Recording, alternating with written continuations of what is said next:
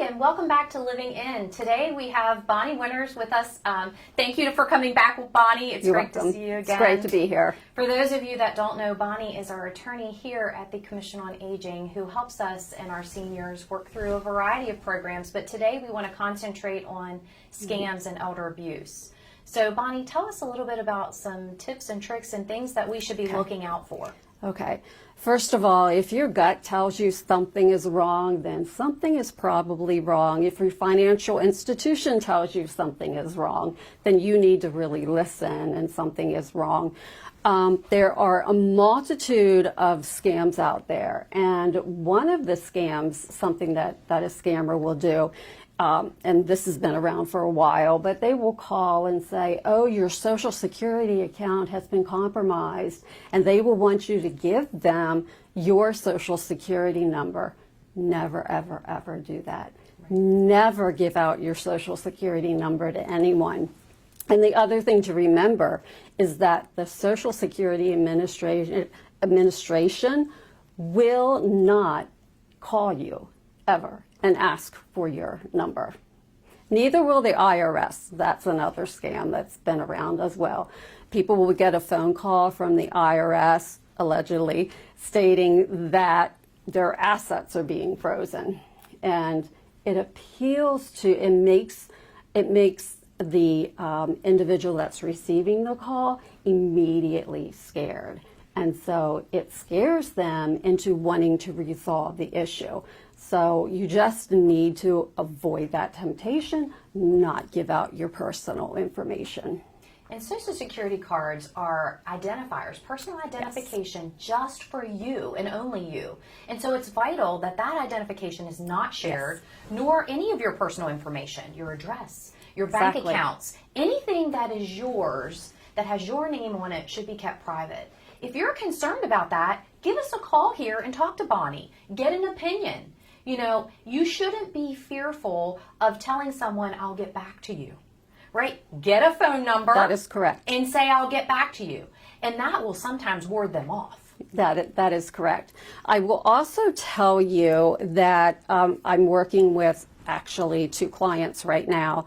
And one of the clients received a phone call from whom they believed to be their grandson. And this individual knew the grandson's name, identified himself as the grandson, and said, I'm in jail, I need money, help me, which again appeals to the heartstrings, right? Emotionally, it's an emotional appeal, and you want to do anything immediately, so they immediately sometimes give out information.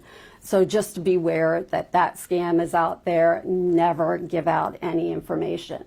The other thing, if you are speaking to anyone online and you're feeling, or anywhere, and you're feeling pressured, you're asked to give up your address, you're asked to give up your date of birth, your Social Security number, do not ever give out that information. And you know, during today's world, and we're all socially isolated, how easy it is to connect with new people online, and then you feel that social connection because you feel like, oh, you know, they're tugging at my heartstrings, or they're meeting that void because I'm not out in the community and I'm not doing the things that I used to do. Right. So I may be connected and I may feel those feelings with someone virtually. And so that can be a very easy way to scam someone. So being very, very cautious on what you share online and the connections that you make online. Yes. You know, do you have any recommendations about that? Well, if you do receive any questions and you are pressured to give information, immediately stop the conversation, do report it to the authorities. If you make the mistake of giving out that information, it's important that you do report it so that it can be investigated thoroughly. But you know, just bottom line, just know that if something sounds too good to be true, it is too good to be true. I think it's really easy when someone appeals to emotions, just like you said, for individuals who are home and unsure, or they know so much about you because they've done their homework. Exactly. They know something about your loved one, or they really try to make that emotional connection with you. It's really hard to separate that and say, wait a minute, let me call you back. You know, just stop the conversation at that point. And sometimes scammers will even use love. I love you. I want to help you. Let me help you financially. And no. Yeah. And just like you said, if it sounds too good to be true, it probably is too good to be true. Correct. You know, there's a lot of scams out there that talk about, you won! You know, give me your bank account, you know, or send me a check so I can release your winnings, or, you know, you hear that all the time. Yes, and the thing that you should know is that if you send a check, you are giving them your bank information. Right. So feel free to contact me at any time. You can call through the Commission on Aging, and then you will be referred to me. I will gladly answer any questions and assist in whatever manner I can. Great. And Bonnie, thank you so much for being here today. Absolutely. If you have questions or would like a telephone appointment with Bonnie, our number is 301-790-0275. And coming up, we will have a new introduction to a team member, Sean Perry, who is our new elder abuse victims advocate, and he too can help you navigate the system of elder abuse and scams. So we have a great team here with Bonnie and Sean.